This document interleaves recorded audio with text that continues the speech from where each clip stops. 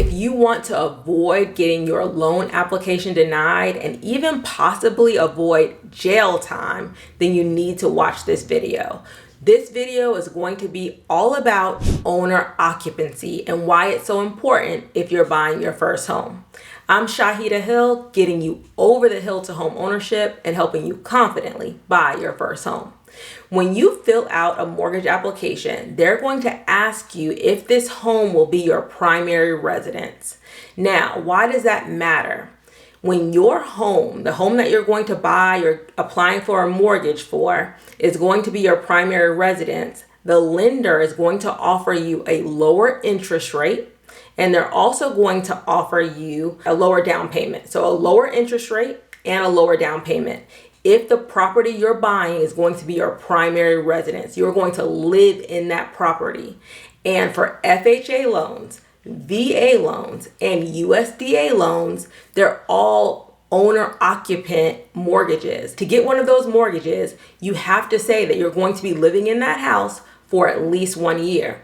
Now, you want to make sure that you're telling the truth about this, because if you are planning on from the very beginning renting out this property, not living in this property, then that could be mortgage fraud, and you could face up to 30 years maximum in prison for mortgage fraud. You don't want to do that, okay? Now, how do they know? That next question I often am asked, how will they know if I'm going to be living in that house? Very important. They're going to look primarily at your employment.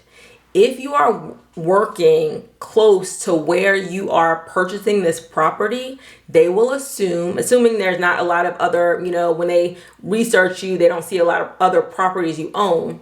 They are going to assume that you're going to be living there, okay? And let me go back a little bit. The reason why they're willing to offer you a lower interest rate and a lower down payment on owner-occupant properties is because they're seen as less risky. If somebody's buying an investment property and they're not living there, their priority is always going to be the home that they're living in. So if they face some financial difficulties, more than likely they're going to pay the mortgage on their primary residence. They may stop paying the mortgage on their investment property. So overall, they're seen as less risky. That's why they're offering you the lower down payment and they're offering you a lower interest rate. Now, how do they know you're going to live there? Primarily through your employment. They figure if you live at least 60 miles or less from, where you're purchasing the property, where you're going to work, then they figure, okay, you're probably going to live there. Now, I had a person post that viewed a video and they said their mortgage application was denied because they were going to move 200 miles from the property they were purchasing. And so when they got to underwriting, their loan was denied.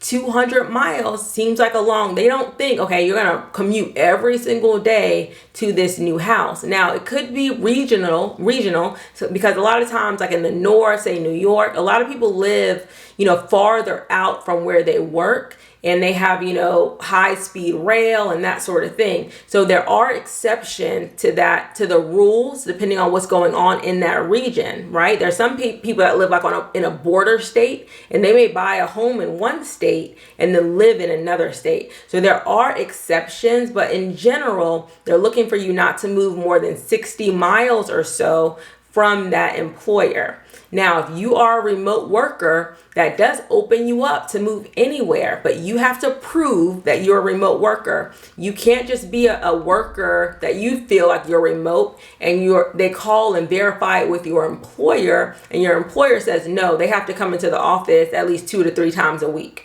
Okay, so you have to be a remote worker. Maybe they'll make an exception if you only have to go into the office maybe 1 time a month or something like that. So there are exceptions, but for the most part, they want to make sure that that's how kind of they prove that you're going to be living there. There's an expectation that you're going to move into that home within 60 days after closing. Now, how do they verify, or how will they know? One is from your employment, that's prior to actually closing. But if they're going to check after closing to see if you are telling the truth, things like your mailing address being different from your, the address where your mortgage payment is going to go. that might be a red flag for them.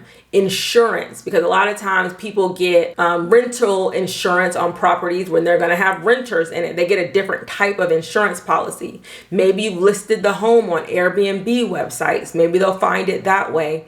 Maybe they are researching and you buy and sell a lot of primary residences. They can see that. They used to, now they're using more technology. They're probably using AI, that sort of thing, to figure this out. But they used to like actually go to your house and see who's living there. I guess they have people, you know, they're in like the mortgage fraud division that might randomly go to certain homes to see if those people are actually living in the house that they purchased. And again, I'm gonna say this, there are exceptions. Say you buy a house and then you get a job transfer or something like that, then you're not going to go to jail because you moved.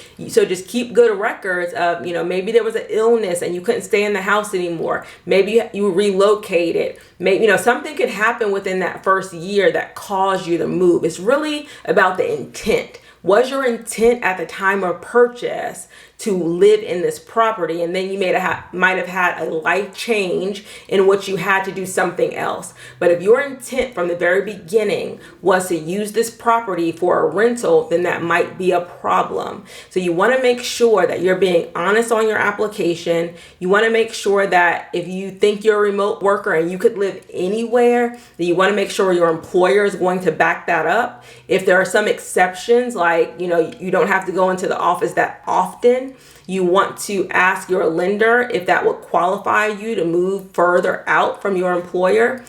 So all of these things need to be talked about ahead of time.